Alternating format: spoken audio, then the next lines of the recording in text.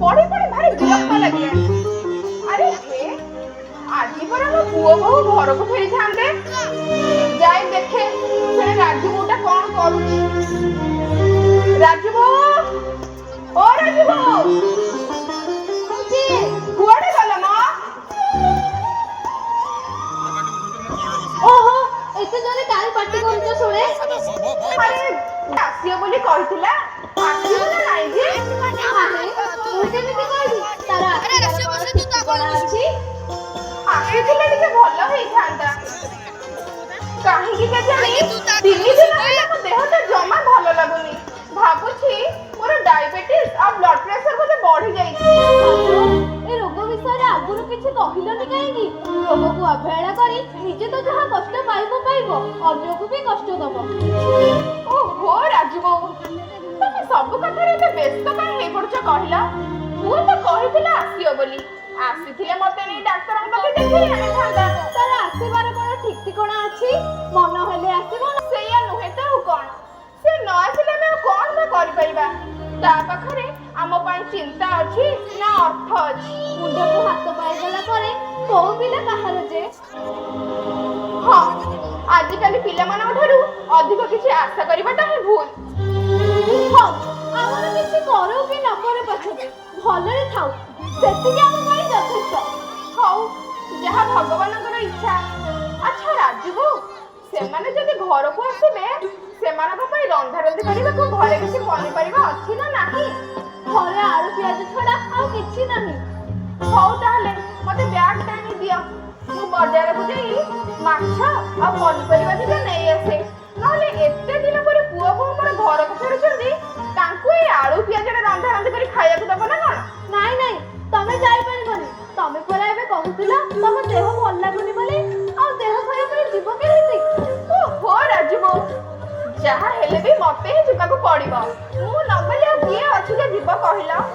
नाही नाही तमरे जीव दरकार नै पुआ जदी आसे मु ताको कहि देबी से जाई बाजार सब पनि परिबा सब नै आसीबो। नाही नाही नाही से आनी परिबनी एते दिन पर पुआटा मोर घर को फेरुची आसु आसु ता कहबो पनि परिबा आनिबा को ए कोन सुंदर हबो? तमे कोन सुनिबा लोक जे मो कथा सुनिबो सब कथारे व्यस्त होई पड़िबा ए राजू मोर गोटे प्रकृति। एठी रास्ता रे केते गाड़ी मोटर देखि जाई कि जीव। हौ बाबा हौ मु एबे आसुची। हां हां जा ए घरे पानी दबा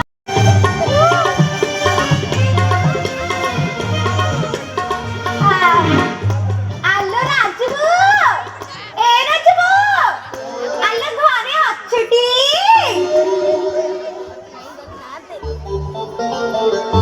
हां हां जाऊ जे आलो हारा तू एबे आलो हालो अपा एई बात दे राधिका भाउज घर को जाउथि भाबिली मो अपा टिके कोन कर कोन लागुची एबे हाउ एके टिके बसी था तुम देह भलो हेले मु तुमको नै तुमर घरे छाड़ी देई के आसी। अरे पुओ तते गोटे कथा पछारिबी कहबो? हां जा पचरी बाग पचारो निश्चय कहबी हेले सत्य कहि मते मिछ कहि। हां ठीक अछि सत्य कहबी। अरे पुओ अरे मते एबे टिके भलो लागुची मु जते बडे बाजार को जाईथिली हठात मो मुंडटा भुले होई जिबार मु तळे पड़ी गली तू मते उठे डाक्टर खाना देलु मते रक्त देलु मो पे औषध मते किनि देलु। अच्छा सत्य कहिलु मो पछरे तोर बहुत गुडे टंका खर्च होई जाईथिबो नाही? नाई नो मौसा मोर सेमिति विशेष किछि टका तुम पई खर्च होई ता छडा मु म निज रक्त तुमको देछि आउ बाकी रहिला औषध कथा ताको मध्ये मु किनि डाक्टर खाना रे मिलुथुवा मागणा औषध रे तुमर सब ताका चिकित्सा सुरखुरी रे होइगला। जने अजणा असणा लोक को रक्त दबा ए कोन गोटे छोट कथा कि रे पुओ एमिते समस्त करि परिबेनी रे तोरे उपकार पई मु ए जन्म रे ऋणी होई रहि गली।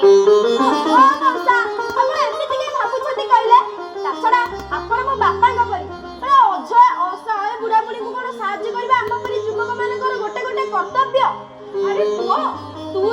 ଭାବୁଛୁ ତୋ ଭଳି ଏମିତି କେତେ ଜଣ ଭାବୁଛନ୍ତି କହିଲୁ?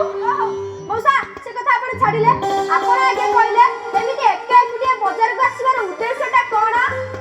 ଆଜି କେତେ ଦିନ ପରେ ମୋ ପୁଅ ବୋହୂ ସହରର ବଜାର ଘରକୁ ଫେରୁଛନ୍ତି। ସେମାନଙ୍କ ପାଇଁ ମାଛ ଆଉ ପନିପରିବା ଦିଟା କିଣିବାକୁ କେତେ ଦିନ ପରେ ଘରୁ ସାହସ କରି ଗୋଡ଼ କାଢିଥିଲି, କିନ୍ତୁ ହଠାତ୍ ଏମିତି ଅଘଟଣ ଘଟିଗଲା। ମଉସା, ଆପଣଙ୍କ ପୁଅ ବୋହୂ ଯେତେବେଳେ ସହରରେ ରହୁଛନ୍ତି, ତେଣୁ ଆପଣ ମଧ୍ୟ ଗାଁରେ ନ ରହି ସହରରେ ରହିବାଟା ମୁଁ ଠିକ୍ ହେବ ବୋଲି ଭାବୁଛି। ଆରେ ପୁଅ ଶୁଣ, ଆମେ ହେଲେ ମଫସଲି ଲୋକ। ସହରର ସଭ୍ୟତା ଠାରୁ ଆମେ ବହୁତ ଦୂରରେ। ଆମେ ବୁଢ଼ାବୁଢ଼ୀ ଦିଟା ସେମାନଙ୍କ ସହ ଖାପ ଖୁଆଇ ଚଳିବାରେ ବହୁତ ଅସୁବିଧା ହୋଇଯିବ ରେ। ଆଚ୍ଛା ପୁଅ, ତୁ ଛାଡ ସେସବୁ କଥା, ତୋ ନାଁଟା କ'ଣ କାଇଁ କହିଲୁନି ତ? ମଉସା, ମୋ ନାଁ ହେଉଛି ଅମିୟ। ଲୋକମାନେ ମତେ ସ୍ନେହରେ ଅମୁ ବୋଲି ଡାକନ୍ତି। ଆରେ ବା, ବଢିଆ ନାଁଟେ ତ ପାଇଛୁ। ତୋ ନାଁ ସହ ତୋ ଗୁଣ ଗୁଡ଼ିକ ମଧ୍ୟ ଯୋଡ଼ି ଖାଉଛି। ବୁଝିପାରିଲିନି ଯେ ମଉସା। ମୁଁ ବୁଝେଇ ଦଉଛି। ଅମିୟ ଶବ୍ଦର ଅର୍ଥ ହେଉଛି ଅମୃତ। ଅମୃତ ଯେପରି ଅପୂର୍ବ, ତୋ ଭଳି ଅପୂର୍ବ ଗୁଣଧାରୀ ପିଲା ଏ ସଂସାରରେ କୋଟିକରେ ଗୋଟିଏରେ ଅମୁ। ନାଇଁ ମଉସା, ଅମୃତ ସହିତ ମତେ ଜମା ତୁଳନା କରନ୍ତୁନି। କାହିଁ ଅମୃତ ଆଉ କାହିଁ ମୁଁ? ଆରେ ଦୀପ ତଳ ସବୁବେଳେ ଅନ୍ଧାର, ତୁ ସେସବୁ କଥାରେ ବୁଝିପାରିବୁନି। ଆଚ୍ଛା ତୁ କ'ଣ କରୁଛୁ କହିଲୁ? ଯେ ଅନାଥ, ମୋ ପିତାମାତା କିଏ ମୁଁ ଜାଣିନି। ହେତୁ ପାଇଲା ପରେ ମୁଁ ଜାଣିଲି ଯେ ମୋ ପରିଚୟ ହେଉଛି କେବଳ ଅନାଥ, ତା ଛଡ଼ା ଆଉ କିଛି ବି କିଛି ନା ନାଇଁ ରେ ଅମୁ, ଆଜିଠାରୁ ମୁଁ ତୋର ପିତା ହୋଇ ତୋତେ ପରିଚୟ ଦେବି। ହଁ ରେ ଅମୁ, ମୁଁ ହଉଛି ଆଜିଠାରୁ ତୋର ପିତା ଆଉ ତୁ ହଉଛି ମୋର ପୁଅ। ଏ ଅମୁ, ଥରେ ମତେ ବାପା ବୋଲି ଡାକ।